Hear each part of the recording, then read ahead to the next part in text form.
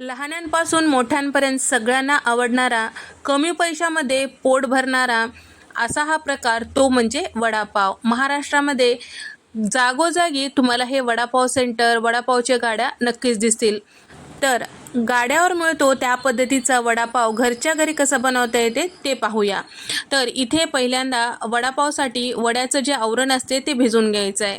तर इथे आपल्याला बेसन पीठ साधारण 3 कप घ्यायचं आहे आणि त्यासाठी पाव कप इतकं तांदळाचं पीठ, अर्धा चमचा जिरे, अर्धा चमचा ओवा आणि अर्धा चमचा हळद, चवीपुरतं मीठ आणि त्याचबरोबर अर्धा चमचा खाण्याचा सोडा टाकून घेतलेला आहे. गाड्यावर ज्या पद्धतीने वडे छान खुसखुशीत राहतात तसे जर बनवायचं असेल तर यामध्ये तांदळाचं पीठ आणि सोडा टाकणं गरजेचं आहे.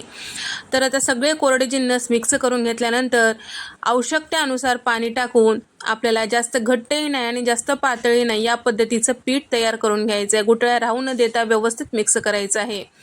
झाकून ठेवूया. त्यानंतर आपल्याला भाजी तयार करून घ्यायचं आहे. तर आलूची भाजी करण्यासाठी किंवा बटाट्याची भाजी करण्यासाठी इथे मी 1 किलो बटाटे उकडून त्याची साल काढून घेतलेली आहे आणि उकडते वेळेस कमीत कमी पाण्याचा वापर करून आपल्याला उकडून घ्यायचं आहे. कमीत कमी पाण्याचा वापर करून हे बटाटे उकडल्यामुळे वडे छान बनतात.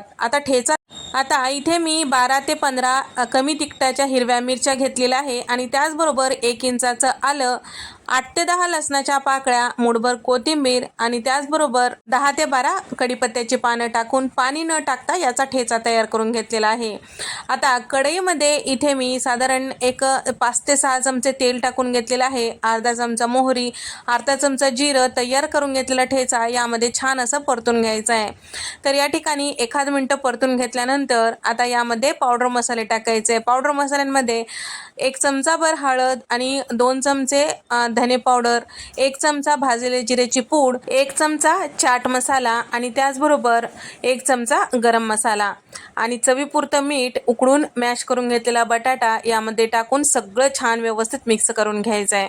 सोबतच अर्ध्या लिंबाचा रस सुद्धा यामध्ये टाकून घेत आहे. हे सगळं छान व्यवस्थित मिक्स करायचं. 1 मिनिट छान कमी गॅसवर परतून घ्यायचे. मसाले सगळे व्यवस्थित लागतील इतपत आणि या पद्धतीने 1 मिनिट परतून घेतल्यामुळे सारण जे आहे छान असं कोरडं बनतो, ओलसर राहत नाही. वडे छान बनण्यासाठी हा एक खास टिप.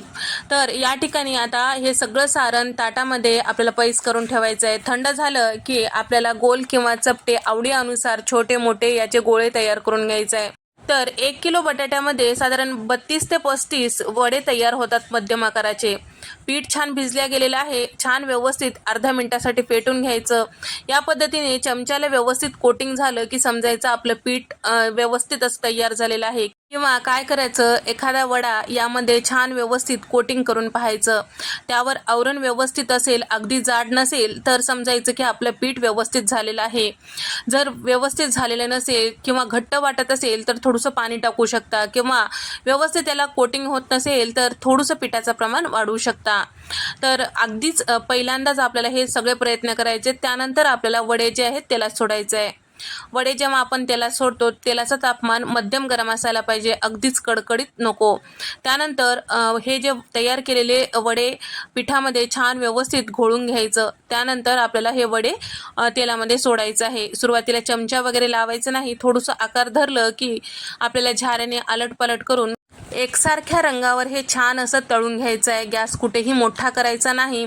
मध्यम गॅसवर हे सगळे वडे छान तळून घ्यायचे आहे आणि छान आलटपालट केल्यामुळे एकसारख्या रंगावर तळल्या जातो.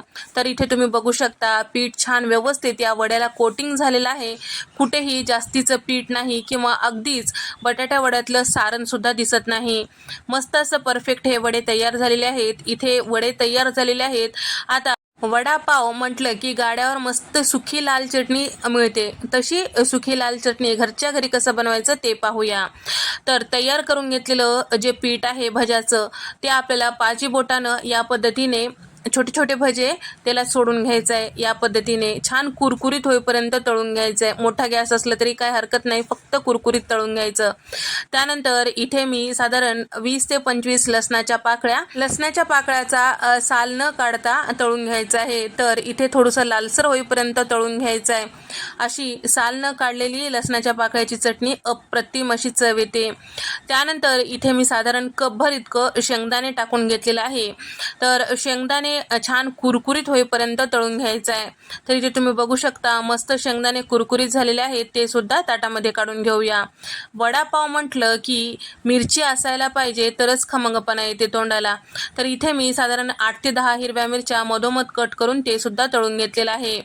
तर आता सुकी लाल चटणी कशी करायची ते पाहूया. मिक्सरच्या भांड्यामध्ये तळून घेतलेलं लसूण आणि त्याचबरोबर शेंगदाणे आणि तयार करून घेतलेले बारीक चुरा साधारण कपभर इतकं मिक्सरच्या भांड्यात टाकून घेतलेलं आहे. 1 चमचा इथे मी जिरे टाकून घेतले, 2 चमचे लाल मिरची पावडर, चवीपुरतं मीठ टाकून हलकंसं रवाळ हे मिक्सरला फिरवलेलं आहे. तुम्ही बघू शकता गाड्यावर मिळते त्या पद्धतीची चटणी तयार झालेली आहे.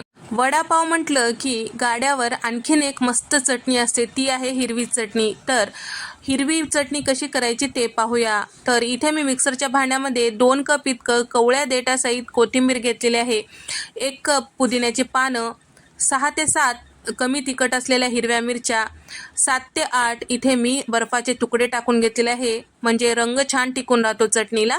1 चमचा धने पावडर, अर्धा चमचा भाजलेली जिऱ्याची पूड, 1 चमचा चाट मसाला आणि सोबतच तयार करून घेतलेलं जे चुरा होता म्हणजेच जे भजे होते ते कपभर इतकं टाकून घेतलेलं आहे.